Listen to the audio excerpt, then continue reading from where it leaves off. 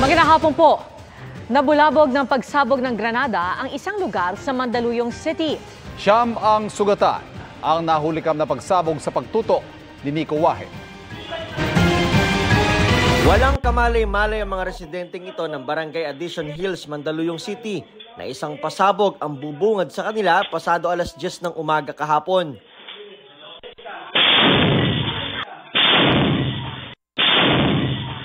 Napatakbo ang mga lalaking nakatambay sa bilyaran.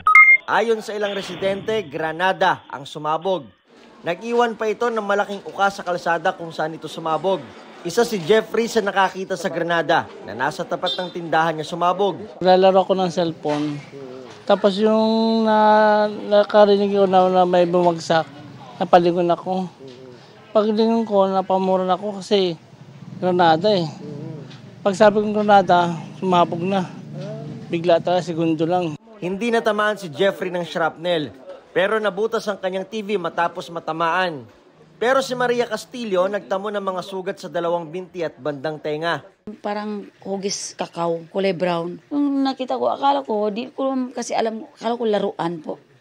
Di naman ko alam na pumuputok pala yun. Ito masyado ito. Ito ang may bumao na bakal.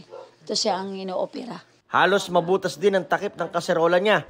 Si Mang Boy nakatambay lang noon sa tapat ng kanyang barbershop ilang metro mula sa pinagsabugan. Nagtamo siya ng sugat sa tagiliran. Nagpapasalamat naman ang may-ari ng bilyara na si Joven na walang napahamak sa kanyang pamilya. Lalo ang kanyang anak na akala niya ay naglalaro sa kanilang hagdan na tapat mismo kung saan sumabog ang granada. Dali-dali ako pababa. Alam ko talaga nandito yung anak ko eh. Buti nga, tinawag sa ng mama niya umakyat para dalan ako ng tubig. Siya mang nasugatan sa pagsabog. 8 nakalabas na ng ospital habang ang isa ay patuloy pang inoobserbahan. Ayon sa Eastern Police District, may persons of interest na sila. We have already POIs. Nag-record tayo ng 5 but dahan-dahan naman ito i-eliminate. Tinuturing daw nila itong isolated case. Para sa GMA Integrated News, Nico Wahe, nakatutok, 24 oras. 6 na lalaki ang nahulikam na ng hold up sa isang sanglaan sa Coronadal City. Kabilang ang 2 lalaking nakabihis na athletic uniform ng pulisya. Nakatutok si Justoni Humamil ng GMA Regional TV, 1 Mindanao. Pagpasok ng 2 lalaking armado at naka-athletic uniform pa ng Philippine National Police, sumaludo ang 2 gwardya ng sanglaang ito sa Coronadal City. Pero hindi sila magsasangla dahil may kasunod silang 2 iba pa na siyang nagdisarma sa mga gwardya. Maya-maya, isang lalaking nakapulan ang pumasok sa pawn shop at sinira ang istante ng mga alahas. Ang mga naka-PNP athletic uniform nagsilbing lookout. Pagkalimas sa mga alahas, agad silang umiskapo. Nahagip sa CCTV ang mukha ng isa sa mga nanloob. Giit ng pulisya, hindi nila kabaro ang 2 nakasuot ng t-shirt na pangpulis. Lumabas sa investigasyon nila na inakala raw ng mga gwardya na ang sinaluduhan nila, totoong pulis. Na-inform na magsuserve sila ng warrant of arrest laban sa isang empleyado ng nasabing establishment. At yun nga, nung nakuha yung tiwala ng mga security guard na ang buong pag-aakala ay mga pulis nga. Sa follow-up investigation, natagpuan ng mga pulis sa kalsada ang mga umano'y gamit ng mga nagnakaw at ang motorsiklong sinakyan nila sa pagtakas. May mga na-recover tayong personal belongings at nagtutugma po ito sa mga suot-suot ng mga suspects kahapon nung nangyari yung robbery hold-up. Inaalam pa ang pagkakakilanlan ng mga nanloob. Sinisikap ang makuna ng pahayag ang may-ari ng pawn shop.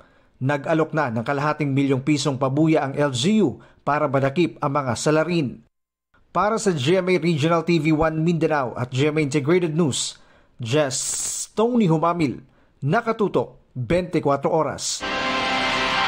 Kabi-kabilang sunog ang naitala sa ilang bahagi ng Metro Manila. Sa Mandaluyong City, may nasawing mag-inang senior citizen.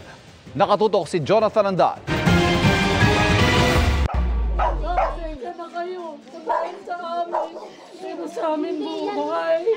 Aksidente yan, aksidente. Hindi natin yan ginusto. Nasunugan na nawalan pa ng ina at kapatid.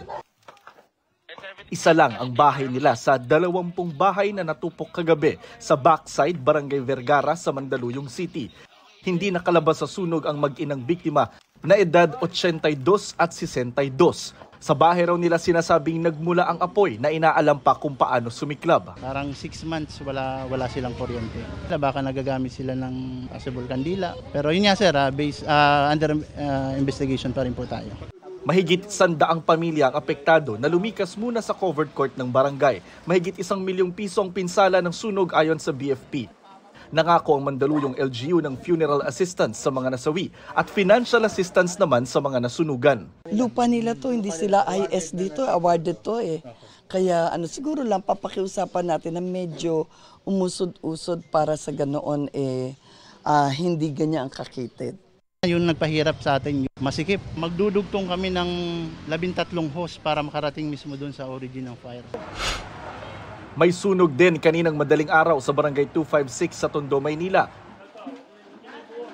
Nagbayanihan na sa pag-igib ang mga residente para maapula ang apoy. Napabaya ang kandila ang isa sa tinitignang mitsa ng apoy dahil walang kuryente noon. Isang bumbero ang sugatan, 3 residente naman ang nahirapang huminga.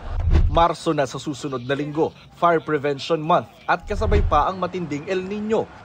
Kaya paalala ng Bureau of Fire Protection, mag-ingat sa sunog. Mainit po yung panahon, huwag natin pong iwanan yung bahay na naka-energize po. Yung mga gumagamit ng kandila, mas maganda po ilagay nyo sa isang planggana, lagyan nyo ng tubig sa ilalim. Para sa GMA Integrated News, Jonathan Andal, nakatutok, 24 oras. Nakatakdang bumisita sa Australia sa darating na Miyerkules si Pangulong Bongbong Marcos bilang panauhin ng Australian government. Inaasang magtatalumpati ang Pangulo sa Australian Parliament para talakayin ang strategic partnership ng dalawang bansa na nilagdaan noong 2023. Kung sakali, si Pangulong Marcos ang unang Pangulo ng Pilipinas na makakapagtalumpati sa Australian Parliament. Magkakaroon din siya ng pulong sa mga matataas na opisyal doon. Inaasahang mapag-uusapan ang kalakalan, investments, defense and security at iba pang issue. Noong Setyembre, sa imbitasyon ng Pangulo, bumisita rito sa bansa si Australian Prime Minister Anthony Albanese. Mga kapuso, patuloy na tumutok sa mga balita. Mag-subscribe sa GMA Integrated News sa YouTube. Sa mga kapuso abroad, samahan niyo kami sa GMA Pinoy TV at www.gmanews.tv.